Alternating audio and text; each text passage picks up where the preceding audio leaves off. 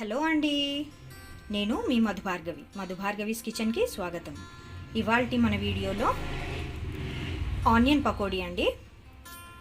ఇప్పుడు వర్షాకాలం కదండి, వేడివేడిగా పిల్లలకి సాయంత్రం పూట స్నాక్స్ లాగా చేసి ఇవ్వడానికి అనేసి చేస్తున్నాను. అయితే దీనికి కావాల్సిన ఇంగ్రీడియంట్స్ ఏంటో చూద్దామా రండి. నేను 3 ఆనియన్స్ తీసుకున్నానండి. ఇలా పొడవుగా కట్ చేసుకోవాలి. ఒక ఆనియన్ని 2 పీసెస్ చేసుకున్న తర్వాత ఇలా పొడవుగా కట్ చేసుకోవాలి.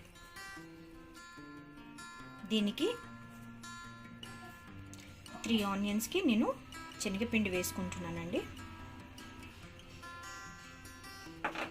దీంట్లోకి కాస్తంత వాము ఉంటుంది కదండి. ఎప్పుడు శనగపిండి వాడినా కూడా వాము అనేది కానీ జీలకర్ర కానీ కొంచెం వాడాలి. ఇలా నలిపేసుకొని చూసారు కదా, ఇలా కాస్తంత వాము వేసుకోవాలి. తర్వాత 2 స్పూన్స్ ఆఫ్ కారం పొడి. దీంట్లో సాల్ట్ నేను యాడ్ చేయలేదండి. ఇది విసిరిచ్చిన కారం పొడి కాబట్టి నాకు ఇది 4 స్పూన్స్తోని కౌంట్ వస్తుంది. దీంట్లో నేను సాల్ట్ కలపలేదు కాబట్టి నేను 2 స్పూన్స్ యాడ్ చేసుకున్నాను. దాంతోపాటు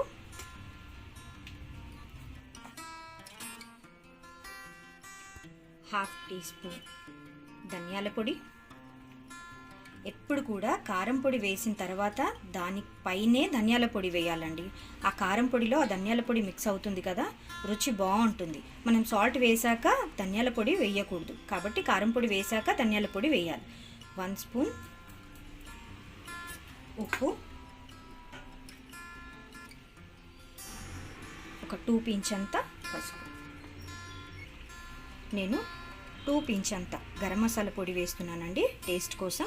ఇప్పుడు దీన్ని చక్కగా ముందు వాటర్ అస్సలు వేయకూడదండి దీంట్లో, ఎందుకంటే ఇది క్రిస్పీగా కావాలి మనకు, స్ట్రీట్ స్టైల్లో కానీ లేకపోతే క్రిస్పీగా ఉండాలి అని అనుకుంటే దీంట్లో అస్సలు వాటర్ వేయకూడదు. ఈ ఆనియన్లో ఉన్న తేమ మాత్రమే దీనికి సరిపోతుంది. కాకపోతే కొంచెం ఎక్కువసేపు దీన్ని ఇలా నలుపుకుంటే ఆనియన్లో ఉన్న వాటర్ అంతా ఈ పిండికి వచ్చేస్తుందండి. స్వీట్ షాప్స్లో చేసినట్టు క్రిస్పీగా రావాలి అని అనుకుంటే ఇలాగే చేయాలండి. చూసారు కదండి, ఇలా మొత్తం అసలు ఒక్క చుక్క వాటర్ కూడా పోసుకోకుండా దీన్ని బాగా ఇలా నలిపి ముద్దలాగా చేసుకోవాలండి. అంతే, ఇంకొక 5 మినిట్స్ దీన్ని. చూసారు కదండి, నేను ఒక్క చుక్క వాటర్ కూడా పోయలేదండి. దీన్ని కొంచెం ఇలా బాగా నలిపి ఇలా ముద్దలాగా చేసేసుకొని ఆయిల్ పెట్టేసుకొని ఫ్రై చేసేసుకోవడమే. నేను ప్యాన్ పెట్టేశానండి. చూడండి, ఆయిల్ పోసాను. ఇప్పుడు వేడి అయిపోతుంది. ఆయిల్ హీట్ అయిపోయిందండి. చూడండి,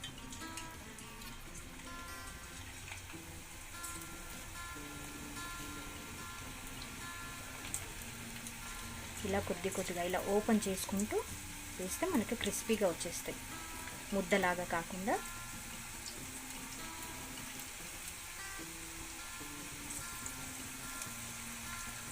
చిన్న మీడియం ఫ్లేమ్లో పెట్టుకొని ఫ్రై చేసుకోవాలండి. ఇవి మరి హై ఫ్లేమ్లో పెట్టొద్దు, మాడిపోతాయి.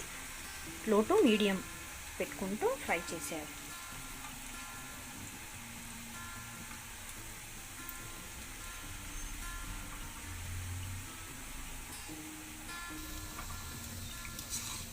కొంచెం వీటిని ఇలా టర్న్ చేసేసుకోవాలండి. టర్న్ చేసుకుంటే ఈక్వల్గా కాలుతుంది.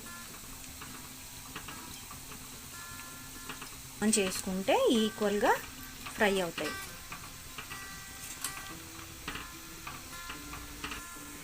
చూడండి, వర్షం పడుతూ ఉంటే హాయిగా వేడి పకోడీ స్నాక్స్ ఏవైనా చేసుకొని తినొచ్చండి. ఇంట్లో చేసుకొని తినే తృప్తే వేరు.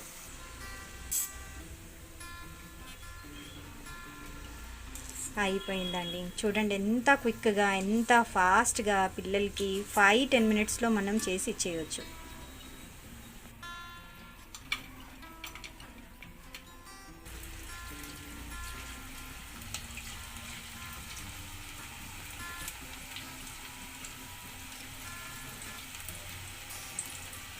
చూడండి, అసలు వాటర్ కూడా వేయలేదు నేను ఆనియన్లో. ఈ వేడికి, ఈ వచ్చే వేడి ఏదైతే సెగ ఉందో దాంతోనే ఇది ఇంకా మెత్తగా అయిపోతూ ఉంటుందండి.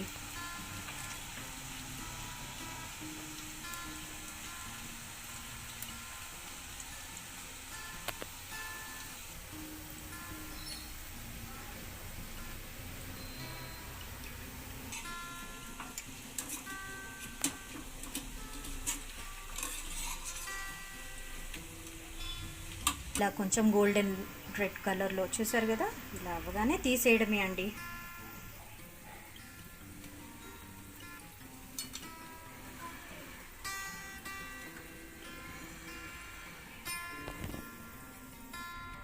చూసారు కదండి, దీంట్లో పసుపు వేసాను.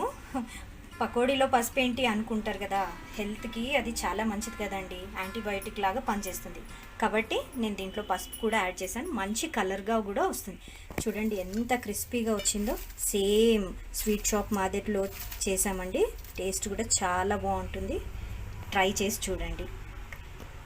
Thank you for watching.